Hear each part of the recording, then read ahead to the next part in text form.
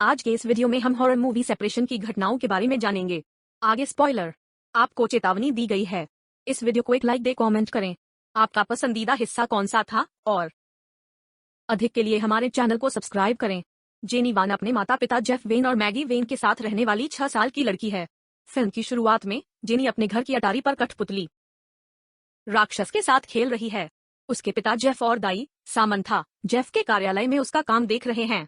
Jeff एक cartoonist हैं और के लिए कॉमिक्स बनाते हैं। जेनी एक पक्षी को रोशनदान खिड़की से टकराते हुए देखती है। वह करीब से देखने के लिए एक अलमारी पर चढ़ जाती है और गिर जाती है। उसका सर घायल है। जेनी की माँ मैगी काम से घर आती है और अपनी बेटी को घायल देखकर चौंक जाती है। वह लापरवाह होने के लिए सामंथा और जेफ को दोषी ठहराती है। मैगी और जेफ के बीच अच्छे संबंध नहीं हैं। जेफ अब 3 साल से बेरोजगार है और मैगी सभी वित्त का ख्याल रखती है। मैगी के धनी वकील पिता पॉल रिवर उसके साथ है। वे तलाक की शर्तों पर बातचीत करते हैं। मैगी जेनी की पूर्ण हिरासत के लिए विनती करती है, लेकिन जेफ ने ऐसा करने से इनकार कर दिया।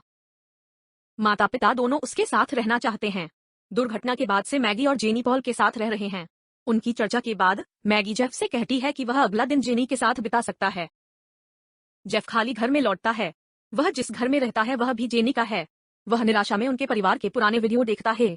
अगले दिन जेनी और जेफ मैगी के आने की प्रतीक्षा में कैफे में हैं। जेनी उसके नोटपैड में एक चित्र खींचती है।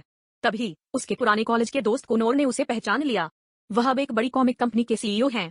वह जेफ को एक नौकरी की पेशकश करता है, लेकिन जेफ गलती करता है कि यह उसके लिए अपनी कला खरीदना चाहता है। जैसे ही वे बात करते हैं, जेफ को मैगी का फोन आता है। जेफ ने उसे नौकरी की पेशकश के बारे में बताया। मैगी ने जेफ से कहा कि नौकरी मिलना बहुत आसान नहीं है। दंपति फिर से बहस में पड़ जाता है। मैगी फोन पर सड़क पर चल रही है। अचानक एक कार ने उसे टक्कर मार दी। हादसे में उसकी मौत हो जाती है।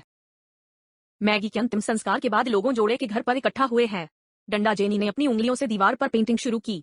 जब जेफ उसे इसे रोकने के लिए कहता है, तो वह एक खुद को बेबी के रूप में संदर्भित करते हुए छोटे बच्चे की तरह बात करती है। फिर जेफ मैगी के बारे में थोड़ा भाषण देना शुरू करता है। जब उनके परिवार की तस्वीर में आग लगती है, सामंथा आग रोक देती है, लेकिन छवि से जेफ का चेहरा विकृत हो जाता है। बाद में इकट्ठा होने पर जेफ और पॉल के बीच जेनी की हिरासत के बारे में बातचीत होती है। पॉल को लगता है कि जेफ अपनी पोती की देखभाल करने के लिए अनफिट है। उसे यह भी संदेह है कि मैगी की मौत के पीछे जेफ का हाथ था। अब जेफ को हिरासत की लड़ाई जीतने के लिए नौकरी ढूंढनी है। अचानक हमें जेनी की खिड़की के बाहर एक लंबी आकृति खड़ी दिखाई देती है। वह जेनी को देख रहा है। जेफ रात में कुछ कार्टून बना रहा है जब वह अचानक बाहर निकलता है। उसे लगता है मानो किसी और ने उसके शरीर पर कब्जा कर लिया हो। वह उस कागज पर एक राक्षस जैसी आकृति बनाना शुरू कर देता है। जब वह होश में आता है तो हैरान रह जाता है। तभी जेनी कमरे में आती है और उसे चौंका देती है। उसने अपने कमरे में कुछ सुना और चाहती है जेफ इसे जांचने के लिए जाए। कमरे में कुछ भी नहीं है। काम पर अगले दिन जेफ कॉनर को जिस शीट पर उसने काम किया था देता है, लेकिन गलती से वो देता है जिस पर उसने स्केच बनाया था। कॉनर और उनके साथी एलन रॉस एक हॉरर कॉमिक बनाना चाहते हैं और उन्हें यह तस्वीरें पसंद हैं। एलन ने जेफ को कॉमिक बुक आर्टिस्ट के रूप में काम पर रखा है। एलन उसे अपने कार्यालय में ले जाता है और उसे काम समझाता है। वह अध्यात्म और भूतों में विश्वास करता है। बाद में रात में जेफ और जेनी दोनों अपने नोटपैड पर चित्र बना रहे हैं। जेनी जेफ को उसे दिखाने से मना कर देती है जब तक कि यह पूरा नहीं हो जाता।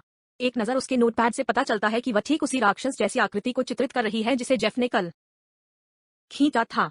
बाद में जेफ अभी भी काम कर रहा है तब एक शोर जेनी को जगाता है। वह अपने कमरे के चारों ओर देखती है और एक कोने में खड़ा एक लंबा राक्षस कठपुतली देखती है। वह डर से चिल्लाती है और अपने पिता को बुलाती है। जेफ उसके कमरे में जाता है, लेकिन कठपुतली चला गया है। घटना के बाद दोनों एक साथ सोते हैं। आने वाला दिन अच्छा है। जेफ जेनी को खुश करने के प्रयास करता है। वे कठपुतलियों से खेलते हैं, घर के चारों ओर दौड़ते हैं और साथ में चित्र बनाते हैं। जेनी उसे बताती है कि यह अब तक का सबसे अच्छा दिन है। लेकिन रात में फिर से वे दोनों उसी राक्षस जैसी आकृति से जाग जाते हैं। जेफ सुबह जेनी के कमरे में कैमरा लगाता है। जेनी उसे बताती है कि वह रात में आने वाले राक्षस से डरती है, जिसके साथ जेफ उससे दोस्ती करने के लिए कहता है। जेफ अगले दिन जेनी को नहाने के लिए कहता है, लेकिन जेनी कहती है कि उसकी माँ ने कहा था सुबह नहाना नहीं पड़ता। जेफ अपने पास मौजूद उनके नोट पेड़ पर राक्षसी आकृति को देखता है। काम पर वह जेनी के व्यवहार से विचलित हो जाता है, इसलिए वह इंटरनेट पर कारण खोजता है। तभी एलन जेफ के ऑफिस में आता है। चूंकि एलन का भूत और आध्यात्मिकता में मानना है, जेफ उसे जेनी के व्यवहार के बारे में बताता है। एलन सुझाव देता है कि मैगी की आत्मा अभी भी घर में है और उन्हें सता रही है, लेकिन जेफ को संदेह है। सामंथा और जेफ अगले दिन जेनी को पार्क में लाते हैं। जेनी चढ़ाई के आसपास दौड़ती है, मूर्तियों पर चढ़ती है, जबकि अन्य दो हिरासत की लड़ाई के बारे में बात करते हैं। जेफ जेनी को उसके बेहतर भविष्य के लिए पॉल को देने का विचार करता है। पार्क में कठपुतली शो चल रहा है। जेनी इसे देखने की जिद करती है। जेफ के लिए अचानक सब कुछ खामोश हो जाता है। यह इस प्रकार उसका मतिभ्रम कर रहा है। भीड़ में हर कोई उसकी ओर मुड़ जाता है और मुंह बनाने लगता है। फिर सब कुछ सामान्य हो जाता है। डरा हुआ जेफ जेनी को उठाता है और पार्क से बाहर दौड़ता है। जब वे घर लौटते हैं, सामंथा जेफ को चूमने की कोशिश करती है, लेकिन वह पीछे हट जाता है। शर्मिंदा सामंथा घर छोड़ देती है।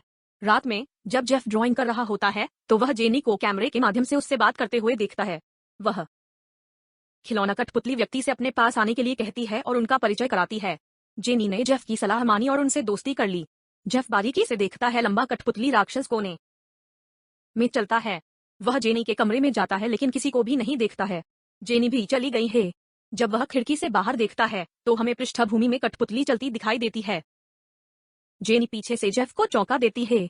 जब जेनी अपने नए दोस्त के बारे में बात करती है तो वह उसे सुला देता है। जेफ उसके बारे में पूछता है लेकिन वह इसे खारिज कर देती है। अगले दिन सामंथा आती है। जेफ जेनी के बारे में चिंतित है। वह सामंथा को उसकी देखभाल करने के लिए कहता है और कार्यालय के लिए निकल जाता है। मेट्रो में जेफ अपना काम देख रहा होता है, तब अचानक सब कुछ खामोश हो जाता है। भीड़ गायब हो जाती है। वह वहां खुद है। तभी उनके सामने एक कठपुतली आती है। जेफ उसकी ओर चलता है। वह अपना चेहरा प्रकट करने वाला एक कपड़ा हटा देता है जब वह अचानक उसका गला घोंट देता है। काम पर एलन जेफ को इस बारे में बताता है जिसमें आत्माओं के पास गुड़िया जैसी चीजें होती हैं। उसी समय जेनी अपनी खिड़की के बाहर एक कठपुतली देखती है और उस पर मुस्कुराती है। जेनी के लिए अटारी का दरवाजा अपने आप खुल जाता है और वह अंदर जाती है। समंथा जेनी को बात करते हुए सुनती है और उसे खोजने के लिए जाती है। अटारी का दरवाजा अपने आप बंद हो जाता है। सामंथा जेनी को दरवाजे के बाहर से खोलने के लिए बुलाती है। फिर यह फिर से खुल जाता है। जेनी सीढ़ियों से नीचे आती है लेकिन उसके पीछे सामंथा एक बड़ी कठपुतली देखती है। इससे वह घबरा जाती है। जेफ के घर आने पर सामंथा अभी भी रो रही है।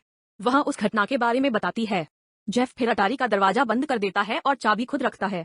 अपने कार्यालय में अपने सभी कामों को इधर उधर बिखरा हुआ देखता है। किसी ने उन्हें नष्ट कर दिया था। आग बबूला वह जेनी के कमरे में जाता है और उसे डांटता है, लेकिन वह ऐसा करने से इनकार करती है। तब वह उससे कहती है कि उसने हाल ही में अपनी माँ से बात की। अगले दिन जेफ जेनी को अपने काम पर ले जाता है। वह काम नष्ट होने के लिए एलन से माफी मांगता है और उसे जेनी के राक्षसों के चित्र भी दिखाता है। एलन फिर से सुझाव देता है कि मैगी अपने बच्चे को वापस लेने आ रही है क्योंकि वह अपनी मृत्यु से पहले सबसे ज्यादा चाहती थी। फिर वह जेफ को अयाहुस्का नामक एक उपकरण देता है। इससे उसे मैगी की आत्मा से बात करने में मदद मिलेगी। वह उसे घर लाता है। बाद में घर पर जेफ और सामंथा बात कर रहे हैं, तब अचानक जेनी का दम घुटने लगता है।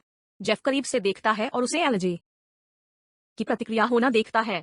सामंथा पैरामेडिक्स को बुलाती है और जेफ उस पर एपिपेन का उपयोग करता है। जेनी अंत में शांत हो जाती है। सब कुछ वापस सामान्य हो गया है, लेकिन सामंथा के सामने झूमर उसके सिर पर टकराता है और उसे बेहोश बनाता है। इसके बाद पुलिस और पैरामेडिक्स पहुंच जाते हैं। कुछ जेनी पर जांच करते हैं जबकि वे जेनी के पेट पर चोट के निशान देखते हैं और मान लेते हैं कि घर में दुर्व्यवहार किया जा रहा है। पॉल भी घर आता है। जेनी को उसके कमरे में ले जाया जाता है जब वयस्क बात करते हैं। जब वह अकेली होती है तो जेनी अटारी में जाती है और रोशनदान पर बैठ जाती है। वह एक कठपुतली जो उसके सामने तैरती है उससे बात कर रही है। जेनी इसे मम्मी कहती है और उससे कहती है कि वह किसी को नुकसान न पहुंचाए। समांथा अपनी चोट के कारण जेफ के कमरे में सो रही है, लेकिन वह जाग गई है और दम घुट गया है। उसी कठपुतली से जेनी ने मां बुलाया था।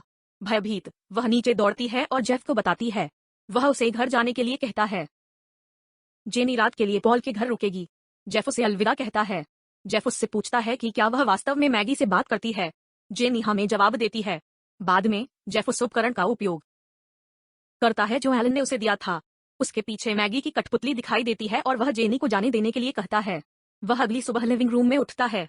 वे अगले दिन वकील के कार्यालय में हैं जब जेफ ऊपर जाने के लिए सहमत होता है। जेनी पॉल के पास है ताकि वह अपने दादा के पास रह सके। पॉल जेफ को बताता है कि उन्हें कार मिल गई है जिससे मैगी की मौत हो गई।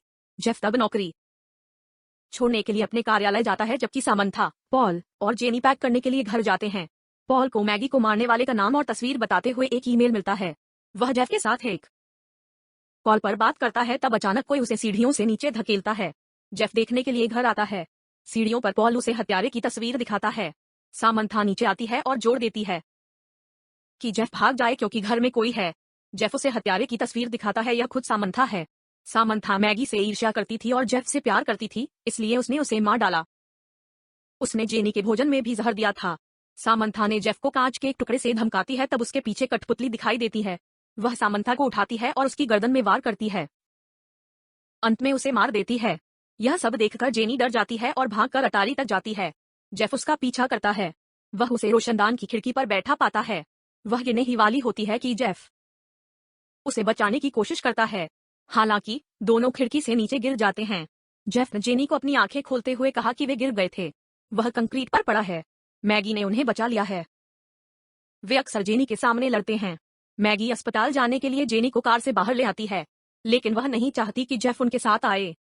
कुछ दिनों बाद युगल तलाक कार्यालय में हैं।